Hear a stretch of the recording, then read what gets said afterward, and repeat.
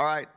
Well, we've got our first East Coast trip coming up this week, so we'll leave Thursday for that game and head out to Maryland, practice Friday out of Maryland, and then play the game 12:30 Pacific, 3:30 Eastern time. So looking forward to getting back on the field and getting back after it. Was able to obviously spend a lot of time in this past game, and really, the game reminded me a lot of the heavyweight fight that went on at Oregon and Penn State that night when it was 3-3 at halftime. Ours was sitting there at 7-3 at halftime. Ours was sitting there at 14-6 at the end of the third quarter. I think they were 10-3 at the end of the third quarter.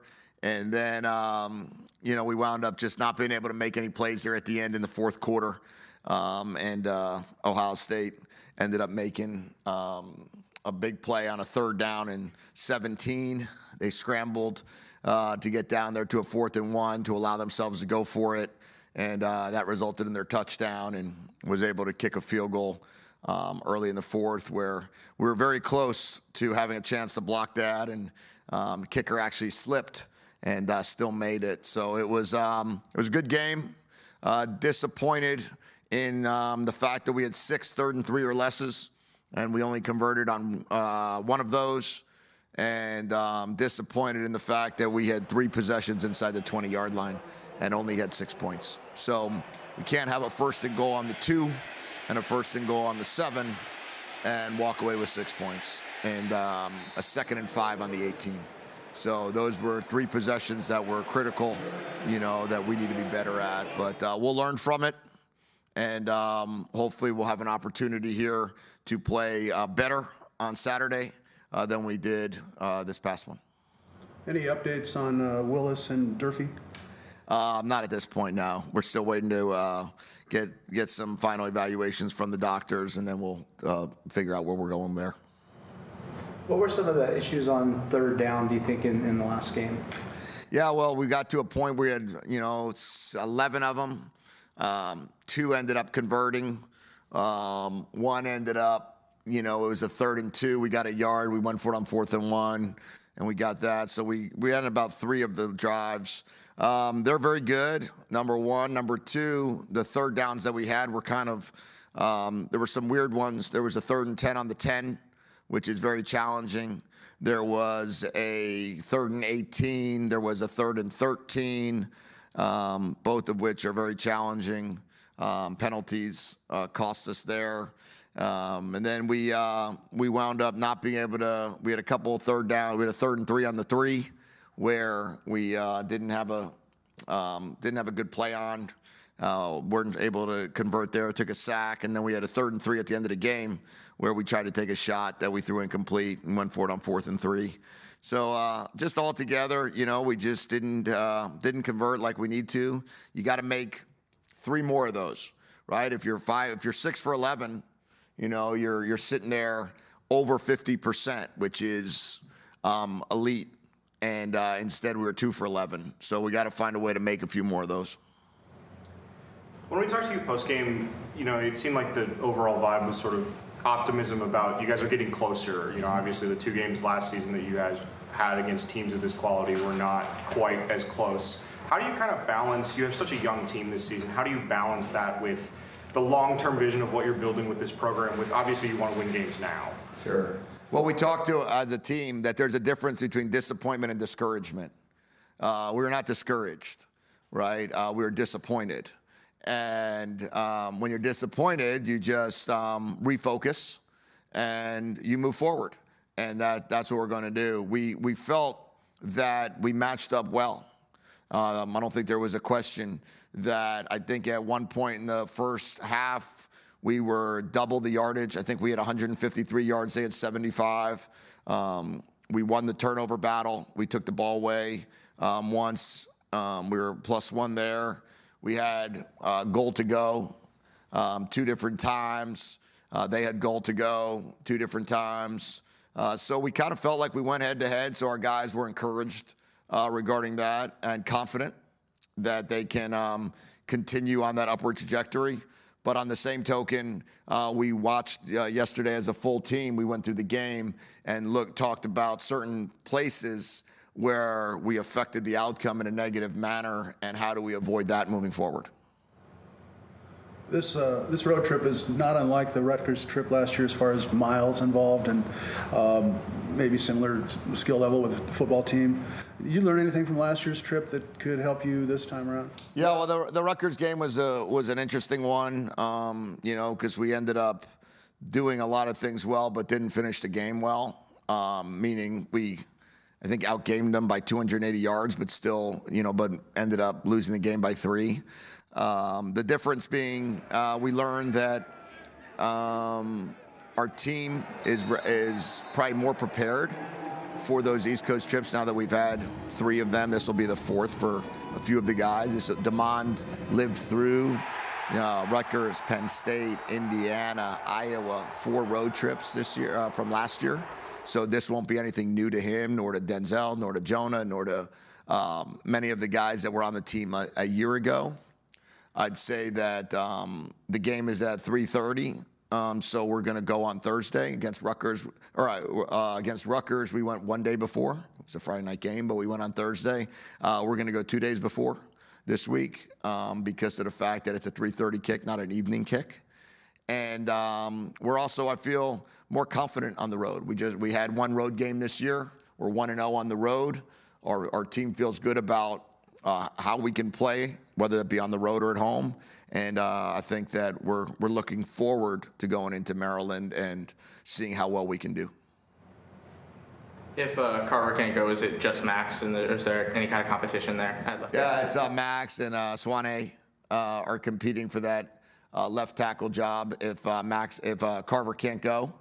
And then we also have some flexibility. We have John Mills played left tackle in high school. Drew can always slide over if we choose. You have the ability to slide, Pocky in certain places. You have the ability to slide Champ in at guard if you move someone over to tackle. So I feel that we're in a much different position than we were a year ago with our offensive line, that we have much more flexibility in terms of personnel. But, Max started against Michigan, had a really good game. Max started came in against Ohio State and played well. So if we do go, if Carver can't make it, then we'll go with Max to start most likely. And then we'll see how the rest of the guys do during practice during the week. But I feel good about where we are. How much growth have you seen from him just from the time he got here? Obviously, he had that big layoff. Enormous. His story is incredible on how he got here. He actually started at Maryland. So it's kind of gone full circle. But he was actually at Maryland 5 years ago, I think it was, and then had a couple junior college stops and had to not play football for a while to help take care of his family and his mom, and then brought him back. And I think that where he's at now, he was actually playing at a really good level before his injury a year ago. So he was going to be our starting left tackle for the remainder of the season once he was able to get cleared. But then unfortunately against Iowa, he got hurt. So he came back ready to go. He had a really, really good camp. And he was never discouraged by having Carver here. So it actually helped him get better. And Carver is still going to continue to fight to get back and play. And Max is going to be ready if Carver can't, and he'll be ready to go as long as Carver can. Looking at the secondary, do you have any updates on Rashawn Clark and CJ Christian? Rashawn is cleared, good to go. He's back. CJ is not at this point, so still working through a turf toe for CJ. And those are challenging. Those are really challenging, as we see really across the country from Joe Burrow on, that you hear about these turf toe injuries, and they're pretty significant. Durfee actually missed a lot of time last year because of it. CJ's not in that position, but I think we're probably a week or 2 away for CJ. But Rashawn is fully cleared, and we're expecting him back, and we're hopeful that Takario will be back as well. What's the area of injury Takario's been dealing with? Rib. If Durfee's unable to go, do you have a long list of guys that could replace him? Long list? No, I don't think there's a long list, but there's a list. We have Jacob Lane is playing exceptionally well. Isaiah Ward is playing very well. Deshaun Lynch is back. All makes a difference. Hayden Moore, X-Ray Alexander are both guys that play outside linebacker as well. So if Durf can't go, we've got 5 guys that are available to play 2 spots and that can do it at a high level. Jacob and Isaiah Ward and Deshaun Lynch rotation of 3 is at a very high level, both pass rushers and stopping the run. And then having Hayden and X-Ray available as well puts us in a good spot. And with your inclination to start freshman, Devin Hyde would probably be in the mix too. And then Devin Hyde is certainly in the mix. He played some at defensive or outside backer in week 1 when Deshaun Lynch couldn't go as well. And then he's playing fantastic on special teams. Absolutely, you just watch him on special teams, and it's fun to see. So he will certainly be starting at 3 phases on special teams every week. So we'll certainly see if we can get him in certain down and distances as an edge rusher. How'd you evaluate the way the linebackers played, especially in the first game without Budo for the whole time? Well, Jacob Manu is a special player, and he was able to get 29 reps in the game. We expect him to be able to take more this week. That was his first game back, so we had him on a 30-play rep count for the first game back, and he played very well, very well. Devin played well as well. Obviously, losing Buda, is tough. But it actually was like a 1-for-1 where Buda, the same week that Jacob was cleared was the first week that Buda couldn't play. So at least we had Jacob there. Now we have to figure out what's that going to look like for Jacob in regards to redshirting, not redshirting. Hopefully we can get some clarification on a 5-for-5 situation if we can get to that where guys can play for 5 years. I saw most recently there was another injunction there that allowed it to happen. So we'll see what that looks like. But until we get a better clarification there, we're going to have to figure that one out with Jacob. But X-Ray is coming along. Devin played well, really well. And then I think we're very close with Zadrius. So that's exciting to see Zadrius back. He'll be practicing this week full go. So we'll see what that looks like. When you talk about redshirting Jacob Manu, having shared all your back history with him and we seeing him do his rehab, it almost seems impossible that he would sit out at all unless maybe his NFL ambitions came into effect. Wouldn't that be the case, that you'd have trouble sitting him? Luckily, Jacob and I have a very close relationship, so every now and then I just have to put him in a headlock and remind him that he's going to do what's best for him and for the team. No, he's fantastic, and he and I have talked about this at length about what's the best situation that we can keep his success and allow him to have great success both in the collegiate level and hopefully have a chance in the NFL. And to do that, what we're going to make sure that we don't rush anything. We're going to make sure that we take great care of him, and we'll have a good plan for him. You guys played a lot of 3 safety looks against Ohio State last week. Ryland played almost 2/3 of the snaps. Was that more of a best 11 with the injuries you were dealing with on defense, or was that a schematic thing with Ohio State's offense? Yeah, it was both. It was actually those 2 things, plus we wanted to give the quarterback something a little bit different to look at. We felt like we wanted to keep everything in front of us. I think they had 4 explosive plays in the game. We had 5 explosive plays in the game. It wasn't a game where there was a lot of chunk plays. And, if you can keep Ohio State to 4 explosive plays out of their 62 snaps, there was only 115 plays in the whole game, 62 for them and 53 for us, that we felt that 3 safety look was going to make sure that if we wanted to get a double on somebody, we could, but we also were going to be able to have the ability to put a roof on the defense. How would you evaluate Partier's performance? Really well. First extended action for him. Yeah, he's playing at a really high level right now. He's you look at RDA, you look at Roebuck, you look at Radin, you look at these fresh John Mills. I mean, these are true freshmen going out there and playing against a lot of older players on Ohio State's team that have been doing it for a while, and those guys didn't flinch. They did not flinch. And we're going to continue to play freshmen. And with that next year's class entering in January, my guess is we'll probably have 18 or 19 guys that come early again.